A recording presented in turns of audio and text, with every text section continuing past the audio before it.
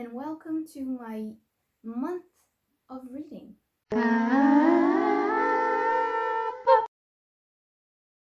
So this month I read 8 books. Whoa! I don't think I have ever read this much in my life. Like, I remember that the most I've read was during like a summer.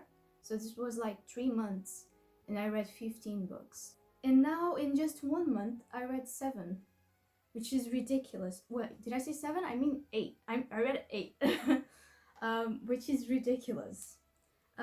So I'm here today to show you which books I read and what I thought of them. I guess we're doing that as well.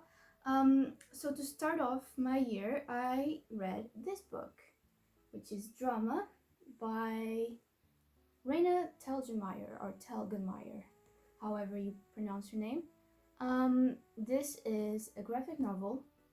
As you can see, it's this type of art style. I really like this art style. It's really simple, but it's really I really like the colors. And this is a graphic novel about theater. Basically, now this is a challenge where I try to remember the main characters' names. What was her name? So this book is the story of Kelly, this girl here. She's the main character of the story, and she is a theater set designer, and they are doing this play for their school, and she's responsible for the set design. And it's basically the entire book is about them preparing the play until the opening day of the play. I give this book 3 stars. I believe I gave it 3 stars if I'm not wrong. Because I thought the story was really, it was lovely. It was really cute and just very, very, it was nice. I don't know how else to describe it. It was really cute. But it just didn't give me too much depth into the characters. It was all just like, yeah, theater, yay. It didn't really give me too much inside the characters' brains, if that makes sense. So it was very superficial, and that's why I didn't give it a bigger rating. Although there is a character, this guy here, Justin, who reminds me so much of my friend Justin. He's also called Justin. This character is very loud, loves music, loves manga and anime, and my friend Justin is the exact same. I even sent him a text of a page of this book. I'll put it on the screen if I can find it. And he was like, I'm in the book. So even he thought this was about he was in the book.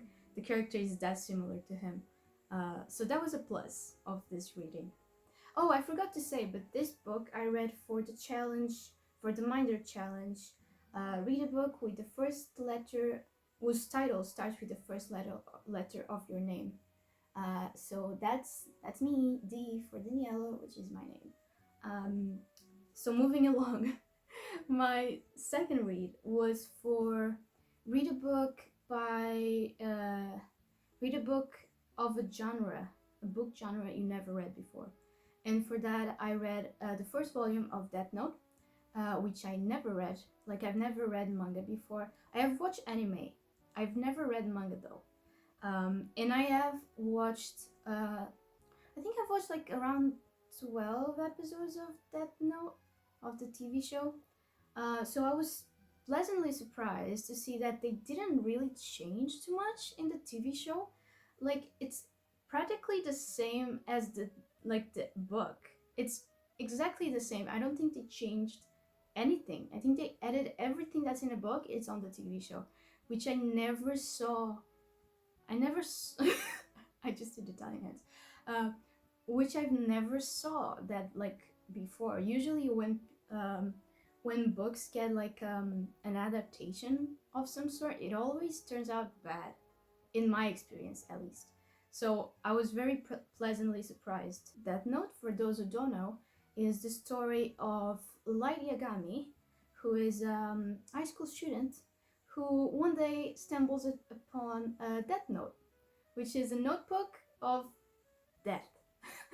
Basically, a Shinigami, which is a god of death, dropped his Death Note into Earth, and it ended up in Light's hands.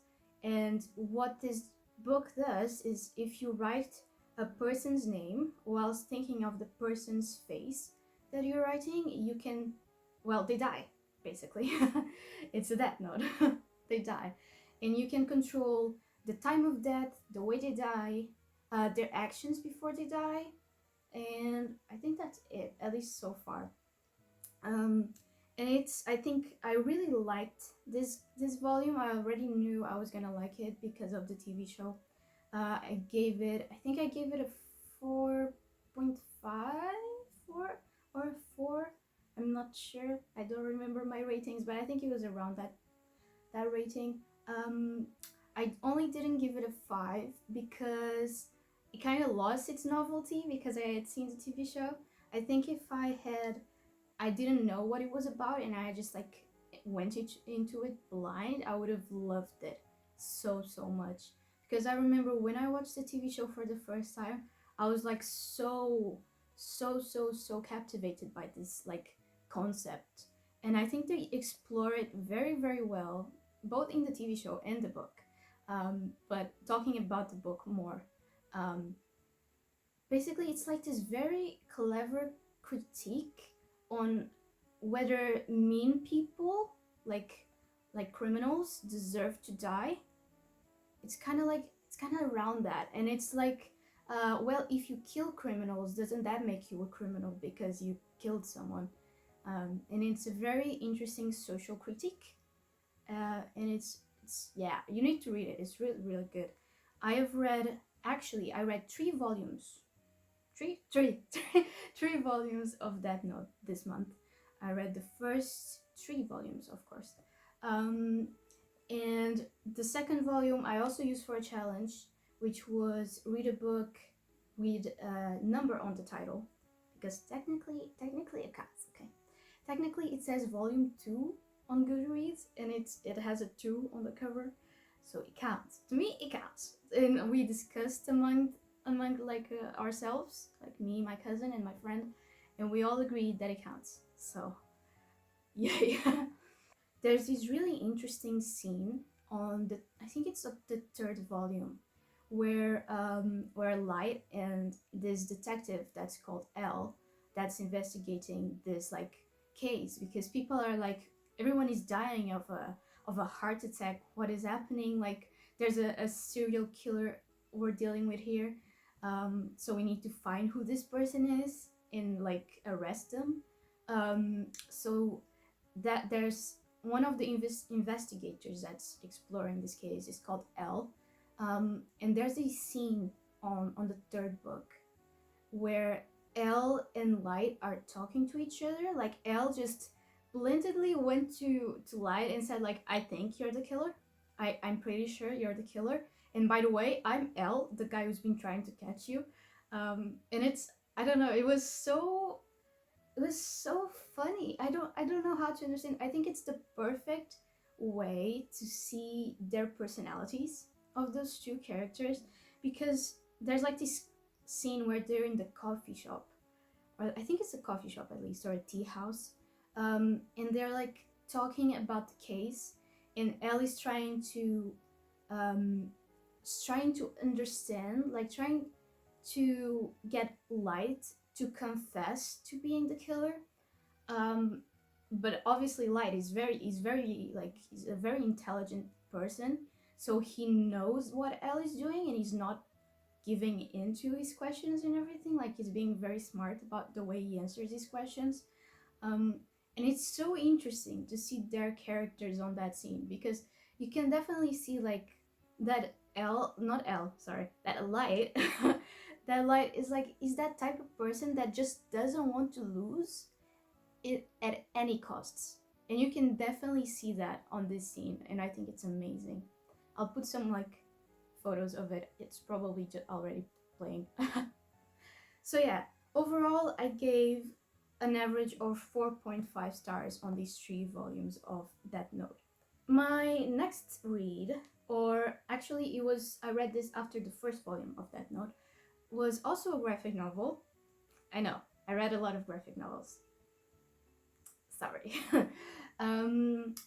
Was a graphic novel called The Magic Fish, I think it's the name, which is by this author. I don't know it by head, and because I don't have a physical copy of it, I don't know. I don't remember. But yeah, it's by the author that's on the screen right now.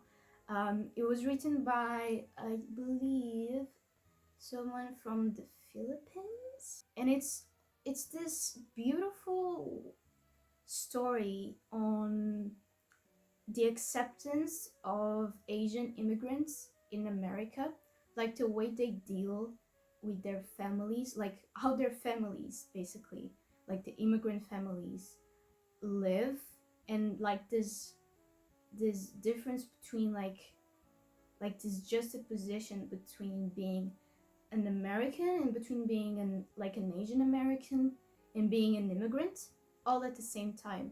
And it is told by this kid and his mother, and his dad. His dad is also there, but it doesn't show too much in the story.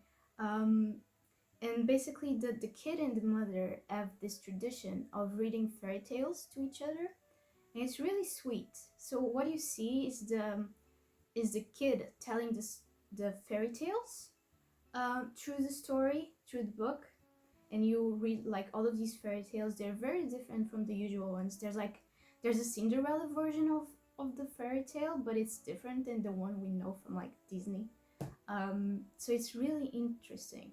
It also shows this fear and lack of knowledge of this child coming to terms with his sexuality and how he's gonna tell his mother that he is gay. And it's very interesting, like, conversation between the two, because there's like some things with the people, like with the counselors in his school, that are just trash humans, and it's really really interesting. I think I said interesting so many times this video, but you get it. It's good. Go read it. Oh, and that book was for a challenge as well. It was for read a book whose cover is your favorite color. The book is green, and that's my favorite color, if you couldn't tell already. Next on my reading pile, I read this book, which is O Homem em Busca de Sentido, or otherwise known as This in English. This is a real story of Viktor E. Frankl and his experience in Auschwitz. And he goes through like all of his, like what he suffered, what he learned while he was in the concentration camp, to how he survived. And at the end, it has a little bit on this thing called logotherapy, which is a form of psychoanalysis, I want to say. That's what it is. I think it's like, it has to do with psychology. And yeah, I didn't really enjoy this book because I'm not the type of person that reads Auschwitz stories, simply because the fact that they are real and that this actually happened makes me feel sick. So I really I'm not used to reading these type of stories, so I naturally don't gravitate towards them, and I don't really like them because they make me feel ill. And for that reason, I'm pretty sure, I'm not certain, see, I don't know the ratings, I didn't prepare for this video at all, as you can tell. But I think I gave this book 2 stars, possibly. The reason I read this book was for the challenge, draw a country between 5 countries, in whichever country it ends up is the author you need to read. So I got Austria, and that's why I read this book, because it is by an author. So yeah, that was why I read this book. My almost last read was this one, Ensaio sobre a Cegueira, or otherwise known in English by Blindness. This is by a Portuguese author called José Saramago, and the reason why I read this book was because I was dragged into a book club meeting at the end of January. So yeah, and this we were reading books by José Saramago. It was the theme of the book club, and because I had this book at home, I just decided I was gonna read this one. Like, it is considered his best work. Um, that had me curious because the only other book I read by him was a mandatory reading for my school, my last year of school, and it was called When the Morte Ricardo Reis, otherwise known as this in English. Ensaio sobre a Cegueira tells the story of this pandemic that occurs all of a sudden. Like, this person turns blind and it starts spreading through the population. Everyone turns blind, but it's not a normal blindness. It's not this blindness where you see black. It's a blindness where you see white. You don't see anything else, you just see white. This book was revolting and so disgusting in the best way possible. This is the most clever critique I have ever seen done to society and government and everything. It's just, it shows that in a time of crisis, people behave like animals to an extreme. They only care for themselves. They only care for like the people that are part of their group, and it's all of this. Oh, you just need to read it. There's no other way to explain it. But one thing I found really curious about this book, and I even highlighted, I had like these 4 colors to highlight stuff, was the similarities that this book had to COVID-19. Like, there was so many similarities. It was actually crazy, especially like on the government part of the story, like the way the government dealt with the pandemic and the people who were infected with this pandemic, this with this virus, this pandemic, this virus, I don't know. It was like extremely accurate to the way the government dealt with COVID-19, to like a scary point. It was very, very accurate, and definitely it's interesting because this book was written in 1995, I believe, and it's still so recent. Like, there's no way Saramago could have predicted COVID-19, but if you told me that he like knew COVID-19 was gonna happen and he wrote this book for it, I would believe you. It is that close. Well, it goes like, it's very dystopic, so don't expect it to be like all roses like COVID. Well, not that COVID is roses and rainbows, but compared to this book, it is. Oh, and I gave this book 4 stars. And it wasn't for any challenge of the Minder competition. It was actually for the book club and for another reading competition that these teachers of the book club dragged me and Mia into, called Manta de Histórias. And lastly, the last book I read was this one, Walking, by Erling Cage or Cag, I don't know, however you pronounce that. This is a story by a Norwegian writer, and it's not fiction. This is non-fiction, and it's all about the importance of walking and what walking means to this person in particular. It's written like in this. It's a weird style. It's kind of like it's kind of purple prose, but at the same time it's like scientific at the same time. It's really difficult to describe this, but overall, it's all you need to know about this is that it's about walking. like just full on about walking and the benefits of walking, and why you should walk and why it is good for your health, and all of that. I'll be honest, I bought this book in like 2018 possibly, solely because of the cover, because look at that cover, it's beautiful. I also used this for the challenge of the Minder competition. That was read the book with an abstract cover. So that's ta-da. And yeah, overall, it's not a super interesting book. It's not like it's very slow paced, even though the letters are like super big, and there's like pictures and stuff. But it's still it's kind of slow paced. It's easy to read, but it is kind of slow paced because it becomes repetitive the amount of times he says like, I do this, like the way he describes walking becomes repetitive, because like you can really describe walking in that many different ways. So yeah, that's one of the things I didn't like. At the same time, it has some interesting concepts that I never thought about before.